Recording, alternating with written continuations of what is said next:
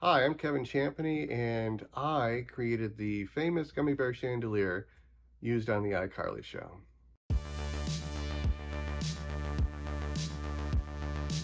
So I created the gummy bear chandelier, and it ended up on the iCarly show. I had built it um, in my studio because I just had this idea, and I just loved the idea of gummy bears, and I wanted to build a chandelier out of it because I thought, how cool would that be, you know?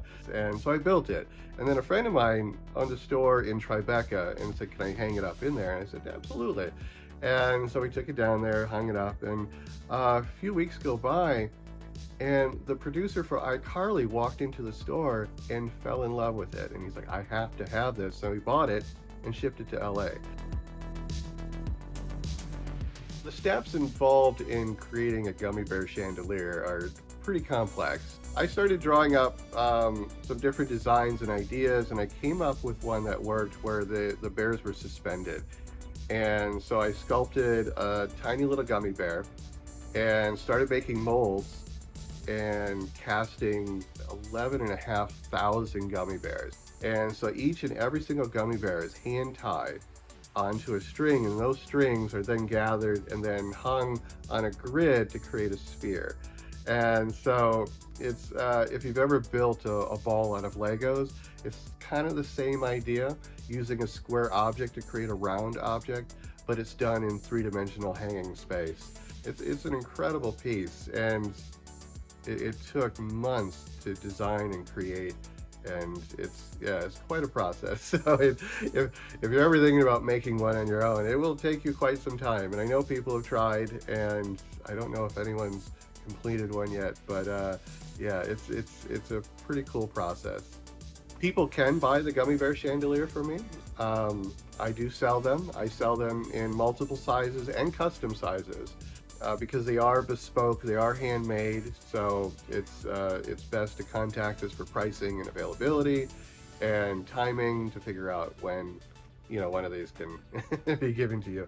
So I still do make them, and I make them quite often actually, in just about every color and color scale. So they can be ombre effects, so you could have something that starts clear and ends red. They can be color changing. So I do just about every type and style that you can imagine now. And even the size that was on the iCarly show, which is about 32 inches in diameter, it's a big piece. And I do larger and smaller. And so yeah, just contact me at info@kevinchampeny.com, and we can help you with pricing, availability, and any questions that you may have about it. The gummy bear chandelier for the show that was on the iCarly show, I don't have. It was purchased by the producer, and the original that was on the show was, I believe he took that actually once the show was over, so he actually owns that. Recently, I was able to create a duplicate version of it, and I think 18 smaller ones that were shipped all over the world, and for the iCarly giveaway. So unfortunately, I don't have it. I mean, I have my own versions of it because I've been building them ever since in multiple sizes and shapes and everything. So, but the original, I do not have anymore. I wanted to become a mosaic artist out of a need to combine my love of drawing, sculpting, photography, painting into one cohesive, interactive piece of art. So the projects that I'm currently working on are vast. I work on about 7 or 8 pieces at a time, and I have to do that to allow sort of my head to refocus, if that makes any sense. The pieces are so intense, and there's so many parts and processes involved in every single one that it helps my mind to actually work on multiples. I've done projects for Drake and Messi, and the King of Saudi Arabia wanted some pieces, and it's exciting to be able to do these projects and share them with people. My role as a mosaic artist involves a tremendous amount of steps. It's very process centric. So I have to come up with an idea first, and so the idea is twofold. It is, what is the image, and what is the image made out of, and how do they interact with each other? Once I have that nailed down, I then have to start the process of creating the image. So sometimes I paint the image, I'll draw it, I'll use my own photographs and whatever reference material I can find to create the image that I had, or that I was thinking about. And then comes the sculpting process.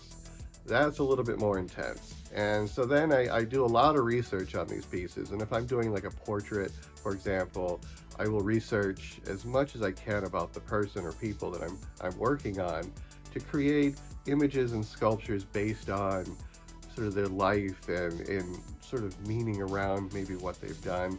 And once all the sculpting is done, I then create my own molds. And so I hand mix my own silicone and pour molds in a method that I designed to allow me to cast at the volumes that I have to cast at. Because some of the pieces that I work on have in excess of 80,000 pieces. And so after the molding process is done, from there I start matching resin, hand matching resin in anywhere up to 60 colors, depending on how complex the image is. And then I do batch casting, where I'll cast several hundred to several thousand of each piece. So we're now, months into this process. So after the casting is done, they're all sorted by color and laid out, and then the laborious process of hand gluing each and every single piece on. And this is where the mosaic process really sort of comes in. The advice that I would give people who were looking to do what I do, or to become an artist or a creative in some form, is to never quit.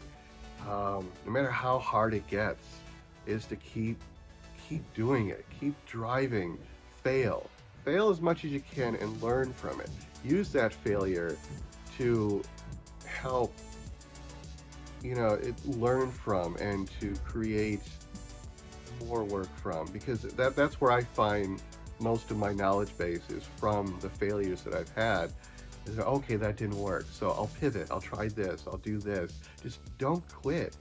And I think it's very easy to get fatigued and tired and demoralized, especially in the art world, where you're constantly told no. If you're interested in what I'm doing or are curious about what I'm doing next, follow me. That's the easiest way. Go to the website, www.kevinchampeny.com, or at Kevin Champeny on Instagram or TikTok. The projects that I've been doing are just growing and increasing, and I've had the opportunity to work for some really exciting people. It's exciting to be able to do these projects and share them with people.